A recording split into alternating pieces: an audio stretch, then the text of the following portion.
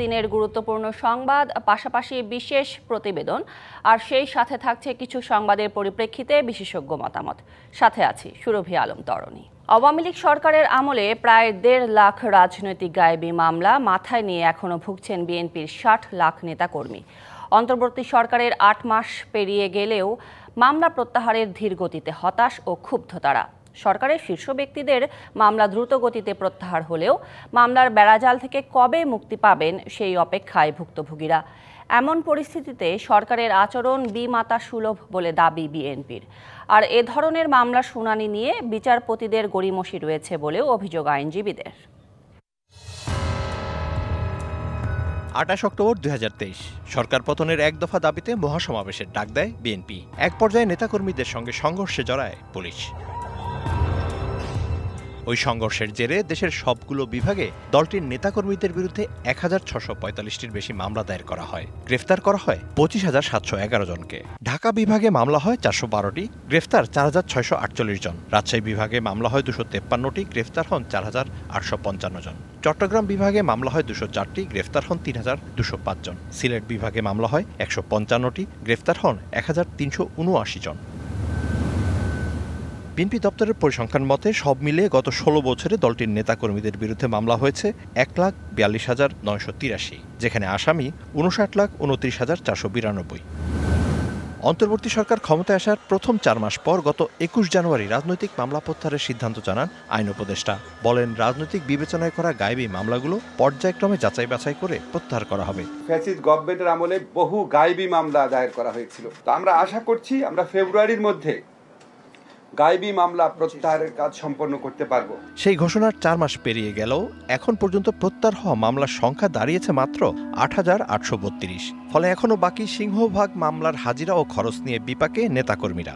আমরা নিজেরা এখন পর্যন্ত মামলা হাজিরা দেওয়ার জন্য কোর্টে আসা লাগে। প্রত্যেক মাসে আমার ২-৩টা হাজিরা থাকে। এটা অত্যন্ত অসহনীয়, একটা যন্ত্রণাদায়ক একটা কষ্ট, যেটা ভুলের মতো না।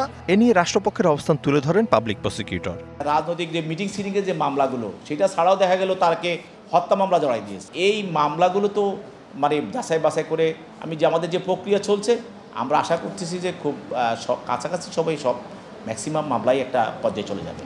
অন্যদিকে শ্রম আইন, মানহানি ও দুর্নীতির একাধিক মামলা থেকে একের পর এক অব্যাহতি পেয়েছেন প্রধান উপদেষ্টা ডক্টর মোহাম্মদ ইউনূস। আর বৈষম্য বিরোধী ছাত্র আন্দোলনের নেতাকর্মীদের বিরুদ্ধে করা মামলাগুলো আমলযোগ্য নয় বলে জানিয়ে দেয় আইন মন্ত্রণালয়।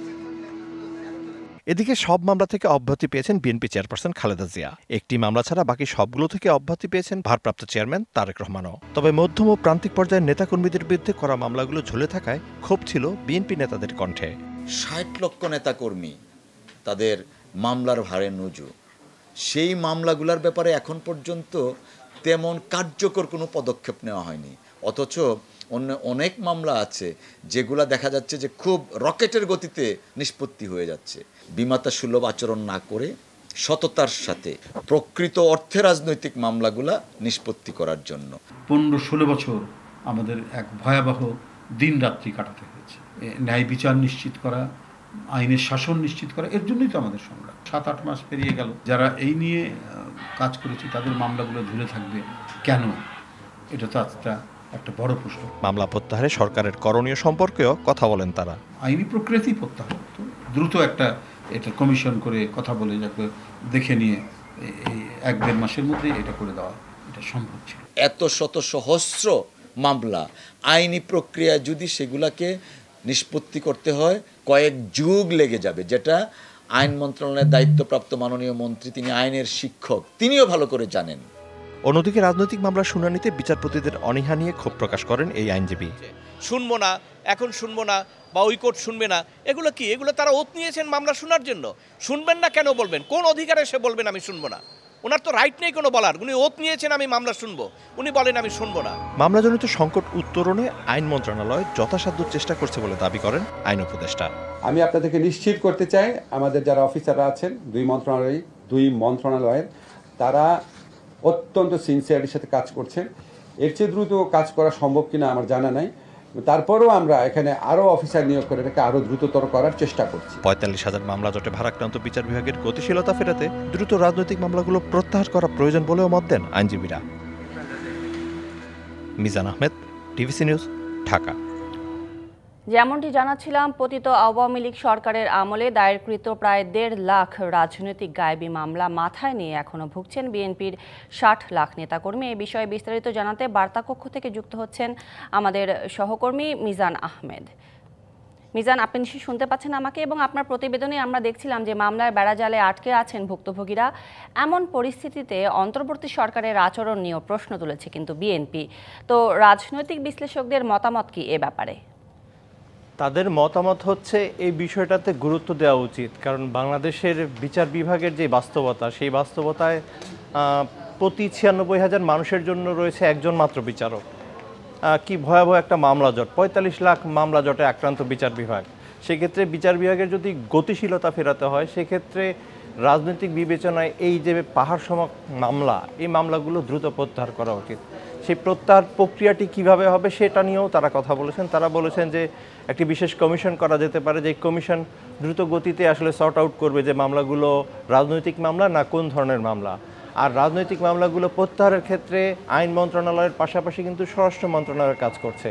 এই দুটো মন্ত্রণালয় সমন্বিতভাবেই কাজটি করছে, এবং তারা কাজটি করার যে ধারাবাহিকতা তা যদি আপনার মাধ্যমে দর্শকদের জানাতে চাই, তারা একটি ওয়েবসাইটের মাধ্যমে সাধারণ মানুষ সবার কাছে জানতে চাচ্ছে যে তাদের বিরুদ্ধে যদি কোনো রাজনৈতিক হয়রানি মামলা হয়ে থাকে, সেই মামলাগুলোর নথি যেন তারা সেই ওয়েবসাইটের মাধ্যমে সরকারকে অবহিত করেন, এবং সরকারকে অবহিত করার পাশাপাশি সরকারে যেই কাজটি করতে হয় তাদের যাচাই বাছাই করতে হয়। সমস্যাটা যেটা নিয়ে দেখা দিয়েছে, যেটার কারণে এই ধীর গতি, সেই বিষয়টি হচ্ছে যে এই মামলাগুলো সর্ট আউট করা যায় আসলেই গায়েবী মামলা কিনা। এখন একটু আপনাকে ইন্টারাপ্ট করি যে আপনি বললেন যে কমিশন কাজ করছে এই ব্যাপারে, তো কমিশন কি এই ব্যাপারে যথাযথ তথ্য উপাত্ত পাচ্ছে, যথাযথভাবে কাজ করতে পারছে কিনা? যথাযথ তথ্য দেওয়াটা আসলে যারা মামলায় আক্রান্ত তাদের যেমন দায়িত্ব, ঠিক তেমনিভাবে কমিশনেরও দায়িত্ব হচ্ছে খতিয়ে দেখা। কমিশন এখন যেটি করছে যে মামলার ব্যক্তিগত সংখ্যা আর কি, একটি মামলা যেমন সর্বশেষ যে ব্রিফিংটি হয়েছে সম্পর্কিত, সেক্ষেত্রে আইন উপদেষ্টা যেমনটি জানিয়েছেন যে এই যে 8,832টি মামলা প্রত্যাহার করা হচ্ছে, এখানে আসামি হয়েছে প্রায় 5 লাখ। গড় প্রতিটি মামলায় 50 জনের আসামি। তার মানে কি হচ্ছে, গণ আসামির মামলাগুলোকেই তারা রাজনৈতিক মামলা হিসেবে নিচ্ছেন, যেখানে হয়তো নাশকতা, যেখানে হয়তো পুলিশি কাজে বাধা দান, এই যে কমন ফ্যাক্টরগুলো যেগুলো রাজনীতিতে থাকে এবং যেগুলো বিগত সময় সবচেয়ে বেশি হয়েছে, এগুলোকেই তারা রাজনৈতিক মামলা হিসেবে চিহ্নিত করছেন। এই ক্ষেত্রে কোনো ব্যক্তিগত মামলা যেন এসে সেই রাজনৈতিক মামলা অব্যাহতির যে সিদ্ধান্ত, সেই সুবিধা নিতে না পারে, সে কারণেই তারা যাচাই বাছাইয়ের বিষয়টি যাচ্ছেন। কারণ দেখা যাচ্ছে যে অনেকের বিরুদ্ধে শুধু রাজনৈতিকভাবে মামলাই দেওয়া হয়নি, তাকে হত্যা মামলায় জড়ানোর চেষ্টা করা হয়েছে, তাকে ভূমিদস্যুতার মামলা দেওয়া হয়েছে, তার বিরুদ্ধে মাদকের মামলা দেওয়া হয়েছে, অসংখ্য নেতাদের বিরুদ্ধে মাদকের মামলা রয়েছে, অসংখ্য নেতাদের বিরুদ্ধে রাজনৈতিক মামলা রয়েছে, খুন এবং নির্যাতন, এক্সটর্শন, এই সব মামলাগুলো রয়েছে। অতএব শুধুমাত্র রাজপথ না, এটা হচ্ছে সামাজিক প্রক্রিয়ার মধ্যেও চলে এসেছে, যার কারণে তাদের যাচাই বাছাই করার জন্য তাদের একটা লম্বা সময় লাগছে বলে তারা জানাচ্ছেন। জি মিজান, এই ব্যাপারে কিন্তু বিচার বিভাগের গতিশীলতা নিয়েও প্রশ্ন রয়েছে। আইনজীবীরা এই ব্যাপারে কি বলছেন, কবে নাগাদ আসলে সুরাহা হবে? এই সংশ্লিষ্ট আইনজীবীদের যে ক্ষোভের যে জায়গাটি, সেটি হচ্ছে যে অতি সম্প্রতি বিচার বিভাগের বেশ কিছু বেঞ্চ তারা মামলা শুনানির ক্ষেত্রে তারা হচ্ছে একটি দীর্ঘ একটা টার্ম রয়েছে, সেটা হচ্ছে পেন্ডিং বেল টার্ম আর কি। যদি হচ্ছে এমন একটা যে এই মামলার চার্জশিট দিতে অনেক লম্বা সময় লাগবে, সেক্ষেত্রে কিন্তু বেইল পাওয়াটা যে কোনো অভিযুক্ত ব্যক্তিরও অধিকার, সেক্ষেত্রে তিনি বেইল পেতে পারেন। কিন্তু ইদানিংকালে দেখা যাচ্ছে যে অনেক বেঞ্চ জামিন শুনানির বিষয়ে তারা আগ্রহ প্রকাশ করছেন না, এ নিয়ে ক্ষোভ প্রকাশ করেছেন আইনজীবীরা। আইনজীবীদের বক্তব্য হচ্ছে বিচারপতিরা তো হচ্ছে আবেগের ঊর্ধ্বে উঠে ন্যায় বিচার প্রতিষ্ঠা এবং সংবিধানকে সমুন্নত রেখে বিচার কাজ করার শপথ নেন।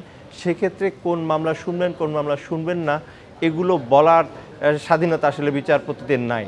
কিন্তু এটা আপনার মাধ্যমে জানিয়ে রাখি যে বিচার বিভাগে বিচারপতিদের বিব্রত বোধ করার একটি রীতি একে সুপ্রাচীনকাল থেকেই রয়েছে। সেটা বিভিন্ন সময় আমরা দেখেছি, বিগত সময় দেখছি, এখন সময় রয়েছে। এই বিষয়টি নিয়েও খুব আইনজীবীদের যে আসলে অনেকে অনীহা প্রকাশ করেন, অনেকে বিব্রত বোধ করেন, কিন্তু এটা সঠিক না। কারণ জামিন পাওয়া হচ্ছে একটা ব্যক্তির অধিকার, এবং সে যদি সে ধরনের কোনো অপরাধের গভীরতার সাথে সম্পৃক্ত না থাকেন, সেক্ষেত্রে তাকে জামিন দেওয়া যেতেই পারে। এবং যদি দীর্ঘমেয়াদী একটি প্রক্রিয়ার মধ্যে দিয়ে একটা নিরীহ মানুষ আটকা থাকেন, তাহলে কিন্তু আসলে সেটি একটি অবিচার। এখন সময়ের ব্যাপার, দেখা যাক সুরাহা কবে হয়। মিজান, আপনাকে ধন্যবাদ। দর্শক, আমাদের সাথে বার্তা কক্ষ থেকে যুক্ত হয়েছিলেন সিনিয়র রিপোর্টার মিজান আহমেদ। মিজান, আবার আপনাকে ধন্যবাদ। 226টি মামলা হয়েছে, 226 জনকে হত্যার লাইসেন্স পেয়েছি। সাবেক প্রধানমন্ত্রী শেখ হাসিনার এমন অডিও বক্তব্যের ফরেনসিক প্রমাণ মিলেছে বলে দাবি করেছে আন্তর্জাতিক অপরাধ ট্রাইব্যুনালের তদন্ত সংস্থা। এমন অবস্থায় আদালত অবমাননার অভিযোগ আনার কথা জানিয়েছে প্রসিকিউশন। গেল বছরের জুলাই মাসে ছাত্র জনতার তীব্র গণ আন্দোলন গড়ে ওঠে দেশজুড়ে। এক দফা দাবির এই আন্দোলন জমাতে আওয়ামী লীগ সরকার দমনপীড়নের পথ বেছে নেয়। আইনশৃঙ্খলা বাহিনী ও দলীয় ক্যাডারদের হামলা এবং গুলিতে একে একে প্রাণ যেতে থাকে আন্দোলনকারীদের। প্রচণ্ড আন্দোলনের মুখে দেশ ছেড়ে পালিয়ে যান সে সময়কার প্রধানমন্ত্রী শেখ হাসিনা। পালান দলের নেতাকর্মীদের অনেকেই। পরবর্তীতে জাতিসংঘের ফ্যাক্ট ফাইন্ডিং কমিটির তথ্য বলছে, এই আন্দোলনে অন্তত 1400 মানুষ নিহত হয়। এরপর একে একে হত্যাসহ নানা অভিযোগে মামলা হতে থাকে। এক পর্যায়ে 226টি মামলা হয়েছে উল্লেখ করে এক টেলিফোন বার্তায় শেখ হাসিনা বলেছিলেন 226 জন হত্যার লাইসেন্স পাওয়া গেছে। আমি বলছি সবাই তালিকা করো, তোমরাও তালিকা করো, কারণ অন্তত 227 জনকে মারার লাইসেন্স পেয়ে গেছি। এবার সেই অডিও বার্তার ফরেনসিক প্রমাণ পাওয়ার কথা জানালো আন্তর্জাতিক অপরাধ ট্রাইব্যুনালের তদন্ত সংস্থা। পরীক্ষা করে সিআইডি মতামত দেয় যে এই কথোপকথনটি শেখ হাসিনা এবং শাকিল আহমেদের মধ্যেই হয়েছে। এটা বানানো কোনো কনভারসেশন নয় এবং এটা এআই জেনারেটেড নয়। 15 তারিখে এই বিষয়ে পরবর্তী আদেশের জন্য দিন ধার্য আছে। সেদিন যদি তারা তাদের জবাব দাখিল করেন, তার প্রেক্ষিতে ট্রাইব্যুনাল পরবর্তী কার্যধারা গ্রহণ করবেন। একই সঙ্গে ট্রাইব্যুনালের বিচার কাজ বাধাগ্রস্ত করা এবং হুমকি দেওয়ার অভিযোগে এবার শেখ হাসিনার বিরুদ্ধে আদালত অবমাননার অভিযোগ আনা হবে বলেও জানায় প্রসিকিউশন। গত 13ই জানুয়ারি প্রসিকিউশনের কাছে এই অডিও ক্লিপটি আসার পর ফরেনসিকে পাঠানো হয়।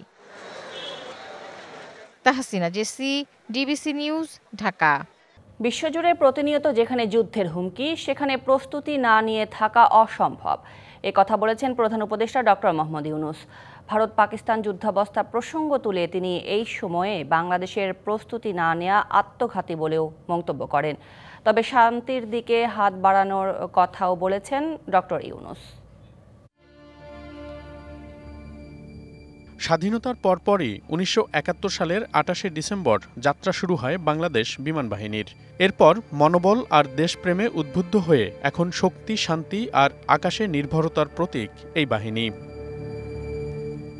বুধবার দুপুরে ঢাকা সেনানিবাসের কুর্মিটোলায় বীর উত্তম একে খন্দকার ঘাঁটিতে বিমান বাহিনীর বার্ষিক মহড়া আকাশ বিজয় 2025 পরিদর্শনে যান প্রধান উপদেষ্টা ডক্টর মোহাম্মদ ইউনূস। প্রধান অতিথির বক্তব্যে তিনি বিমান বাহিনীকে আরও আধুনিকায়নের কথা বলেন। বিমান বাহিনীতে ভবিষ্যতে অত্যাধুনিক যুদ্ধ বিমান, হেলিকপ্টার, পরিবহন বিমান, radar, surface to air missile, UAV সংযোজনের জন্য সরকার বিমান বাহিনীকে সর্বোত্তম সহযোগিতা প্রদান করবে। দেশপ্রেম ও পেশাদারিত্বই আগামী দিনের নিরাপদ ও সমৃদ্ধ বাংলাদেশ গড়ার মূল ভিত্তি। বিশ্বে যুদ্ধাবস্থার বিষয় তুলে ধরে নিজেদের প্রস্তুতির উপর জোর দেন ডক্টর ইউনূস। আমিও যুদ্ধবিরোধী মানুষ। পৃথিবীতে যুদ্ধ হোক এটা আমরা কামনা করি না। যুদ্ধ প্রস্তুতি অনেক সময় যুদ্ধের দিকে নিয়ে যায়, কাজে যুদ্ধ প্রস্তুতি সম্বন্ধেও একটা ঘোরতর আপত্তি। কিন্তু এমন বিশ্বে আমরা বাস করে প্রতিনিয়ত যুদ্ধের হুমকি আমাদের ঘিরে থাকে, তো সেখানে প্রস্তুতি না নিয়ে থাকা এটা অসম্ভব হয়ে পড়ে। ভারত পাকিস্তান উত্তেজনা প্রসঙ্গেও কথা বলেন প্রধান উপদেষ্টা। তখন আমাদেরই কাছে ভারত পাকিস্তান যুদ্ধ হই হই অবস্থার মধ্যে রয়ে গেছে। সকালের খবরে দেখলাম হয়তো গুজব আজকেই শুরু হয়ে যাবে যুদ্ধ। এরকম পরিস্থিতিতে আমরা বাস করি। তো কাজেই এই পরিস্থিতির মধ্যে প্রস্তুতি না নেওয়াটা আত্মঘাতী, এবং প্রস্তুতি নিতে হলে আধা আধি প্রস্তুতির কোনো জায়গা নেই। এটা এমন এক পরিস্থিতি, জয়ই তার একমাত্র অপশন, পরাজয় এখানে কোনো অপশন হতে পারে না। এর আগে বিমান বাহিনীর মহড়া পরিদর্শন করেন অন্তর্বর্তী সরকারের প্রধান। বাহিনীকে সামনে আরও এগিয়ে নিতে নানা বিষয়ে আলোচনা করেন কর্মকর্তাদের সাথেও। আজকাল যুদ্ধ এত ব্যয়বহুল একটা। মনিরুল সোহাগ, ডিবিসি নিউজ, ঢাকা। ব্যাংকিং খাতে লুটপাটের শঙ্কা এখনও দূর হয়নি। 8 মাস পেরিয়ে গেলেও বিতর্কিত ব্যাংক কোম্পানি আইন সংস্কারে দৃশ্যমান উদ্যোগ নেয়নি অন্তর্বর্তী সরকার। ব্যাংকাররা বলছেন, আইনে উদ্যোক্তা পরিচালকদের অযাচিত হস্তক্ষেপ রেখে ব্যাংক খাতের সুশাসন নিশ্চিত করা অসম্ভব। তাদের মতে, আইন সংশোধন করে ব্যক্তি বা পরিবারের হাত থেকে ব্যাংক বাঁচানোর স্থায়ী উদ্যোগ না নিলে আবারও জনগণের আমানত লুট হওয়ার শঙ্কা আছে। আওয়ামী লীগের আমলে সবচেয়ে বেশি অনাচারের শিকার ব্যাংক খাত। বেসরকারি কয়েকটি ব্যাংক থেকে বলা যায় রীতিমতো হরিলুট হয়েছে। জনগণের আমানত সহজে লুটে নেয়ার এমন সুযোগ করে দিতেই সংশোধন করা হয় ব্যাংক কোম্পানি আইনও। আগস্টে সরকার পতনের পর প্রত্যাশা ছিল যত দ্রুত সম্ভব শেখ হাসিনার করা বিতর্কিত আইনগুলো সংস্কার করবে অন্তর্বর্তী সরকার, কিন্তু সে আশায় গুড়ে বালি। ব্যাংক রেজলিউশন অ্যাক্ট নিয়ে কাজ করতেছে। এই ব্যাংক রেজলিউশন অ্যাক্টের পুরা সুপারিশমালা এবং তার বাস্তবায়ন প্রক্রিয়া যা আমাদের কাছে তুলে ধরা হলে বুঝতে পারবো যে ব্যাংকগুলো কি হচ্ছে। টাস্কফোর্সের চূড়ান্ত রিপোর্ট না পাওয়া পর্যন্ত আমাদেরকে আরও কিছুদিন ধৈর্য ধরতে হবে। ব্যাংক কোম্পানি আইন 2023 অনুযায়ী এক ব্যক্তি টানা 12 বছর পর্ষদ চেয়ারম্যান থাকতে পারবেন। একই সঙ্গে এক পরিবারের 3 জন ব্যক্তি হতে পারবেন পর্ষদ সদস্য। বিশ্লেষকদের মতে এমন আইনে মূলত ব্যাংককে এক ব্যক্তির প্রতিষ্ঠানে পরিণত করা হয়েছে। একজন ডাইরেক্টর আগে ছিল 9 ইয়ার্স, এখন 12 ইয়ার্স করে দিল। নাম ধরে ধরে বলতে পারবেন অমুক ফ্যামিলির অমুক ব্যাংক, অমুক ফ্যামিলির অমুক ব্যাংক, যার ফলশ্রুতিতে আমরা দেখেছি পুরো ব্যাংকিং সেক্টর লুট হয়েছে। এটা একটা ইকোসিস্টেম তাদেরকে ডেভেলপ করে দিয়ে যেতে হবে, যে ফাইন্যান্সিয়াল ইনস্টিটিউশনে কখনোই স্পন্সর ডাইরেক্টর থেকে 30% উপরে কখনোই হবে না। মোস্টলি আপনার 70 বা 80% আসবে হলো ইন্ডিপেন্ডেন্ট ডাইরেক্টর। প্রশ্ন হলো, ব্যাংক কোম্পানি আইনের সংশোধন ছাড়া স্বচ্ছতা ও জবাবদিহি নিশ্চিত করে এমন ব্যাংক প্রতিষ্ঠা করা সম্ভব কি? ব্যাংক কোম্পানি আইন যে অবস্থায় আছে, এই অবস্থায় একটা সুশৃঙ্খল ব্যাংকিং ব্যবস্থা এদেশে কখনোই সম্ভব হবে না।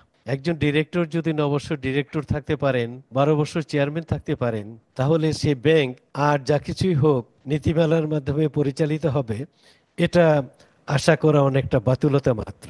এ অবস্থায় বিতর্কিত আইন সংস্কার করে জবাবদিহির সংস্কৃতি চালু করতে না পারলে আবারও যে কোনো সময় জনগণের টাকা হরিলুটের শঙ্কা করছেন বিশ্লেষকরা।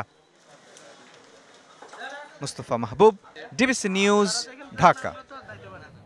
8 মাস পেরিয়ে গেলেও বিতর্কিত ব্যাংক কোম্পানি আইন সংস্কারে দৃশ্যমান উদ্যোগ নেয়নি অন্তর্বর্তী সরকার। এ বিষয়ে বিস্তারিত জানাতে সরাসরি যুক্ত হয়েছেন জনতা ব্যাংকের সাবেক chairman doctor Jamal Uddin Ahmed, FCA।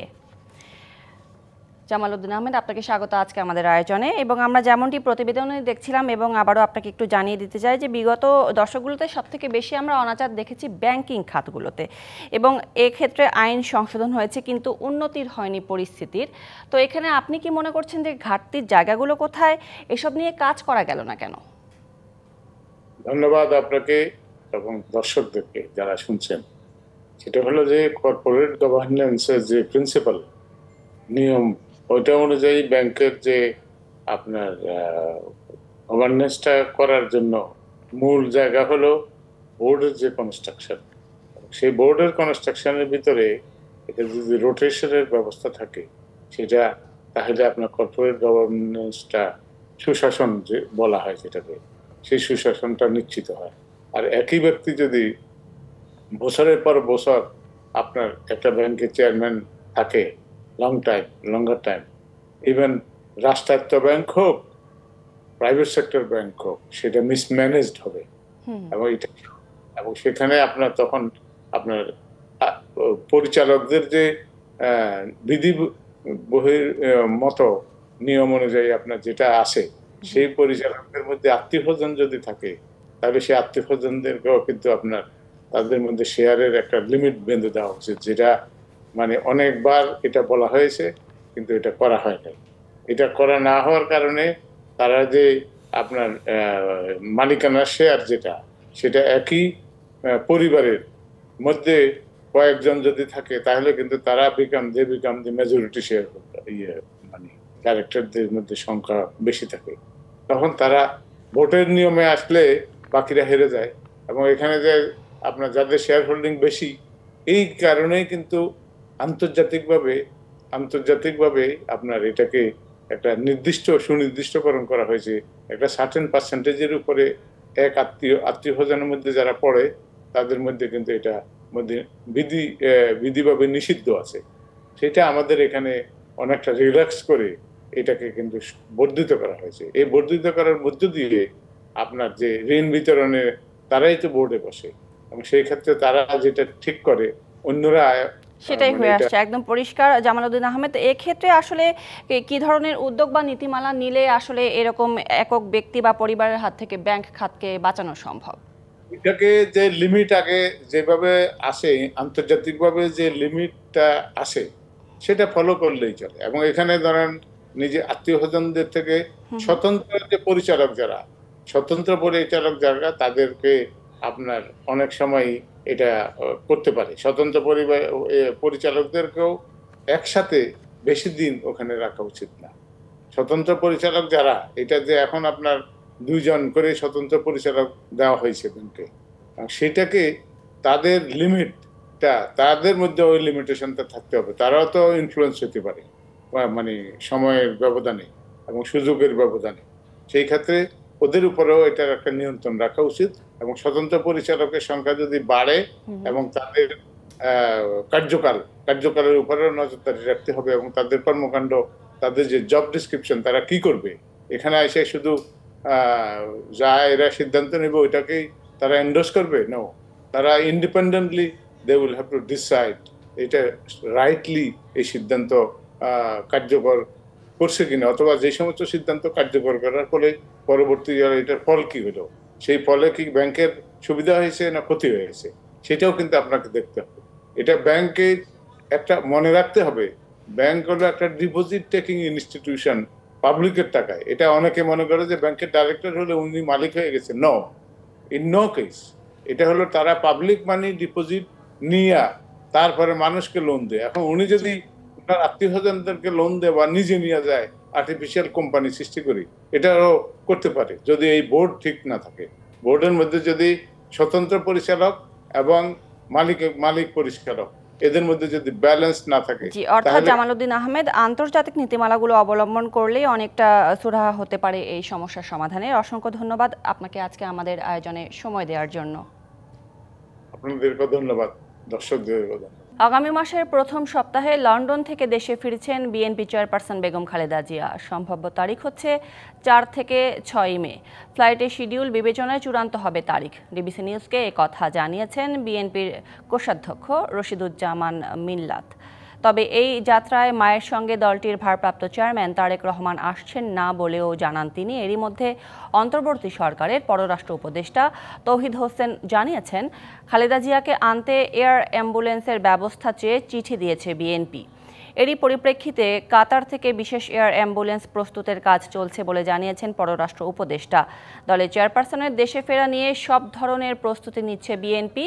Khaleda জিয়ার সঙ্গে তার 2 পুত্রবধূর আসার কথাও রয়েছে।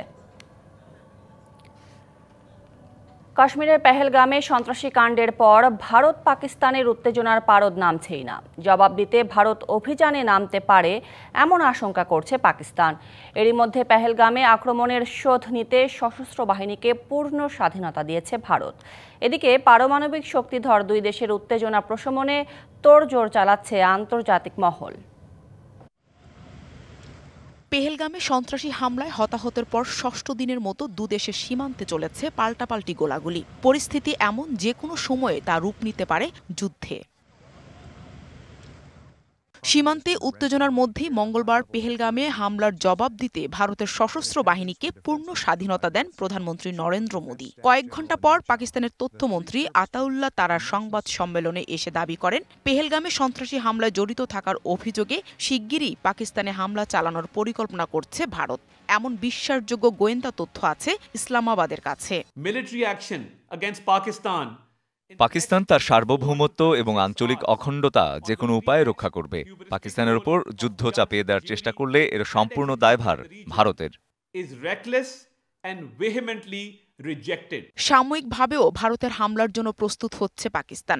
আরব সাগরে ওরমারা উপকূলে যুদ্ধ জাহাজ মোতায়েন করেছে ইসলামাবাদ। পাকিস্তান আগে ভারতে হামলা চালাবে না, তবে ভারতের হামলার উচিত জবাব দেওয়া হবে। পাকিস্তানের পররাষ্ট্রমন্ত্রী ইশাক দার এমন হুঁশিয়ারি দেন। এদিকে পারমাণবিক শক্তিধর দুই দেশের সামরিক সংঘাতের আশঙ্কা করছে আন্তর্জাতিক সম্প্রদায়। ভারতের পররাষ্ট্রমন্ত্রী এস জয়শঙ্কর ও পাকিস্তানের প্রধানমন্ত্রী শাহবাজ শরীফের সাথে ফোন আলাপে গভীর উদ্বেগ প্রকাশ করেছেন জাতিসংঘ মহাসচিব। যুদ্ধ এড়াতে মধ্যস্থতার চেষ্টা চালিয়ে যাচ্ছে যুক্তরাষ্ট্র। উত্তেজনা না বাড়ানোর আহ্বান জানিয়েছেন ওয়াশিংটন। একই সাথে দু দেশের পররাষ্ট্রমন্ত্রীর সাথে আজই ফোন আলাপের কথা রয়েছে মার্কিন পররাষ্ট্রমন্ত্রী মার্কো রুবিওর। আর নয়াদিল্লি ইসলামাবাদকে সংযত থাকার আহ্বান জানিয়েছে যুক্তরাজ্য। Nahida Rinthi, DBC news desk. DBC নির্বাচিত সংবাদে ছিল এখনকার মতো। ডিবিসি নিউজের সংবাদগুলো পড়তে ভিজিট করুন dbcnews.tv আর ভিজিট করুন ডিবিসি নিউজের ফেসবুক পেজ এবং ইউটিউব চ্যানেল। ডিবিসির সঙ্গে থাকুন।